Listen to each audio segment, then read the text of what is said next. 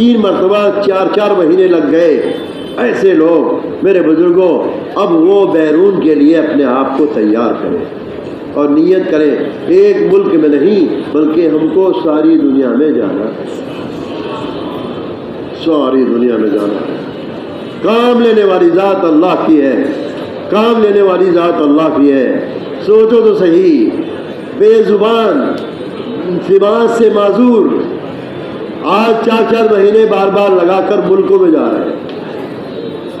ہم لوگ وہاں پہنچے کینیا میں, گریسا کے علاقے میں, تو معذورین کی جماعت چل رہی تھی. دہلی کی جماعت تھی. اللہ تعالیٰ نے ان سے وہاں کام لیا ایک بڑے عالم ایک ادارے کے, اور وہاں قیدیوں میں ان کو بات کرنا حکومت کی طرف سے ذمہ داری تھی. ان گونگوں بہروں کے مشورے کو دیکھ کر اللہ نے ان کا سینہ کھول دیا, اور ایک قاضی جج وہ جو ہے ان کے عمل و محنت اور رونے دھونے کو دیکھ کر انہوں نے چھٹی لے کر اس جماعت کے ساتھ وقت لگایا. وہاں یہ کارگزاری ہم لوگوں کو ملی. اس جماعت سے بولنے والے بھی متاثر ہوئے اور نہ بولنے والے بھی متاثر ہوئے. میرے بزرگوں جب اللہ رب العزت گونگے بہروں سے کام لے رہا ہے تو ہم زبان والوں سے کام نہیں لے گا. عربوں نے جب دیکھا کہ یہ معذورین ہیں, بول نہیں سکتے اور جو ہے سن نہیں سکتے, یہ اللہ کے دین کا کام کر رہے ہیں, ایک عرب روتے روتے کہنے لگے کہ جو ہے ہم نبی کو کیا منہ دکھائیں گے قیامت میں کہ گونگے بہروں نے تو کام کیا, ہم قرآن کی زبان والے ہم نے کام نہیں کیا ہے. میرے بزرگوں امت کے ایک ایک فرد کو, کلمہ پڑھنے والوں کو ہمیں محنت پر کھڑا کرنا ہے اور نقل و حرکت پر, اپنے نبی والے کام پر نقل و حرکت پر ڈالنا ہے تاکہ اللہ کا کلمہ دنیا میں بلند ہو اور پوری اطاعت ایمان والوں میں جو دین اللہ کی طرف سے مکمل کر کے دیا گیا ہے. میرے بزرگوں اس دین کے مطابق پوری امت چلنے والی بن جائے. حضرت مولانا یوسف صاحب رحمۃ اللہ علیہ فرمایا کرتے تھے اللہ کے نبی کی صحبت میں رہ کر مسجد کے ماحول میں اور اللہ کے نبی کی صحبت میں جو ہے اللہ کے راستے میں نکل کر صحابہ نے یہ سمجھا تھا کہ مکے کا قبرستان اور مدینے کا قبرستان یہ دونوں قبرستان عورتوں اور بچوں کے دفن ہونے کے لیے ہے, مردوں کے دفن ہونے کے لیے نہیں. مولانا یوسف صاحب رحمۃ اللہ علیہ یہ فرمایا کرتے تھے صحابہ نے یہ سمجھ لیا تھا. 1.25 لاکھ سے لے کر 2 لاکھ تک کا مجمع عرفات کے میدان میں حجۃ الوداع میں بتایا جاتا ہے. تقریباً 2 لاکھ کا مجمع. اس مجمع میں سے جب حضور نے ایک لمبا خطبہ دیا ہے عرفات کے میدان میں, ایک لمبا خطبہ دیا, حضرت مولانا علی میاں صاحب رحمۃ اللہ علیہ نے لکھا ہے کہ حجۃ الوداع کا خطبہ اگر 1000 واعظ کی مجلس قائم کر کے حجۃ الوداع کے اول آخر تک خطبے کی وضاحت کی جائے 1000 واعظ کی مجلس کافی نہ ہو. اتنی اہم باتیں اس حجۃ الوداع کے خطبے میں ہیں. 2 لاکھ کا مجمع حجۃ الوداع میں تھا. اس میدان سے عرفات مینا مزدلفہ سے حج سے فارغ ہو کر میرے بزرگوں اس بڑی تعداد میں 1,85,000 نے سب نے اپنی قبریں اللہ کے راستے میں بنائی ہیں. 15,000 صحابہ کی قبریں مقدر سے ان کی موتیں مکہ مدینے میں ہوئی, ورنہ 1,85,000 صحابہ نے اپنی قبریں باہر بنائی.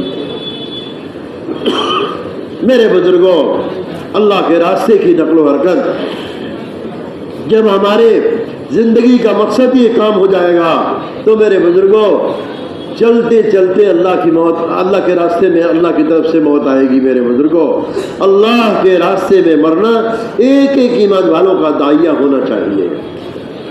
اس لیے میرے بزرگوں نیت کریں انشاءاللہ, ارادہ کریں کہ انشاءاللہ ہماری موت اللہ کے راستے میں ہو. کتنے بندے ایمان والے اللہ کے راستے میں چلتے چلتے, یہاں ایک ساتھی ہمارے مستورات کے نصرت کی جماعت میں تھے, ابھی چند دن پہلے ان کا انتقال ہوا. دعا مانگا کرتے تھے کہ یا اللہ گھر پہ موت نہ ہو, تیرے راستے میں موت ہو. یہی موت ہو. ان کی تدفین یہاں کے قبرستان میں ہوئی. سوچو تو صحیح میرے بزرگوں کتنے بندے 40 سال تک اپنی تہجد کی دعاؤں میں مانگا کرتے تھے گھر کی عورتوں نے کہا آپ اللہ کے راستے میں موت کی دعا مانگتے ہیں؟ فرمایا ہاں دیکھ لینا کہیں سے خبر آئے گی میرے مرنے کی تم لوگوں کے پاس۔ ایسے ہی ہوا، اللہ کے راستے میں موت آئی۔ میرے بزرگوں، اللہ کے نبی صلی اللہ علیہ وسلم کے سامنے ایک جنازہ لایا گیا۔ آپ نے فرمایا کاش کہ یہ مرنے والا مدینے سے باہر کہیں دور مرتا۔ کسی نے کہا اللہ کے رسول مدینے کی موت بھی تو مبارک ہے۔ آپ نے فرمایا کہ جہاں اگر باہر موت ہوتی اس کی خبر سے لے کر اس کے گھر تک کا اللہ تعالیٰ موتی کا ایک محل تراش کر کے عطا فرماتے، یہ تو نہ ملا۔ اس لیے میرے بزرگوں یہ سارا مجمع طے کرے کہ انشاءاللہ ہمیں اللہ کے راستے میں مرتے دم تک چلنا ہے۔ اور سالانہ کتنا لگانا ہے؟ 6 مہینے لگانا ہے۔ اللہ تعالیٰ سے مانگیں گے اور اس کا فیصلہ اپنے اور اپنے رب کے درمیان میں کریں گے، اللہ رب العزت بھی کام لینے کے لیے فیصلہ کر دے گا۔ صدیق اکبر رضی اللہ تعالیٰ عنہ ہجرت کے موقع پر اپنے گھر پر تھے، سرکار دو عالم صلی اللہ علیہ وسلم کے پاس ہجرت کا حکم آ گیا۔ جبریل آئے، کہا کہ جو ہے ہجرت کا آپ کو ہجرت کرنی ہے۔ صدیق اکبر اپنے گھر پہ بیٹھے بیٹھے حضور کے لیے سواری تیار کیے ہوئے ہیں، اپنے لیے ایک اونٹنی، ایک سرکار کے لیے اونٹنی، اور یہ فیصلہ کیا کہ آخر سب لوگ ہجرت کریں گے، حضور کے ساتھ کون رہے گا؟ ابو بکر رضی اللہ عنہ نے کہا حضور کا ساتھ میں دوں گا، آپ کے ساتھ میں رہوں گا۔ اللہ کی طرف سے جب ہجرت کا حکم آیا ہے، جبریل نے کہا ہجرت کا حکم آ گیا اور ایک پیغام اور لایا ہوں، آپ اپنے ساتھ ابو بکر کو لے لیجئے گا۔ اللہ کی طرف سے پیغام لے کر آئے، کیا آپ اپنے ساتھ کس کو لے لیجئے؟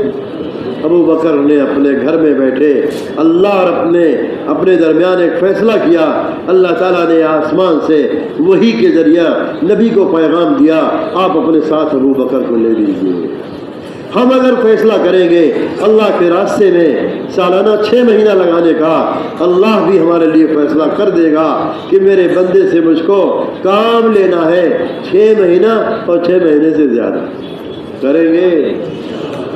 جنہوں نے 3 مرتبہ اللہ کے راستے میں 4 مہینہ لگایا ہوا ہے، ایسے لوگ بیرون کا ارادہ کر کے کھڑے ہو جائیں، بیرون کا ارادہ کر کے کھڑے ہو جائیں، اور سب لوگ بیٹھے رہیں، کوئی اٹھ کر جائے نہیں، جب تک اٹھنے کو نہ کہا جائے اس وقت تک جو ہے بیٹھے رہیں۔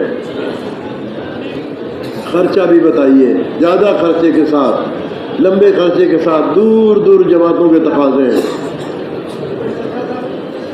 ایک ملک کے ذمہ دار نے کہا حضرت سے کہ ہمارے ملک میں 1000 جماعت کی ضرورت ہے۔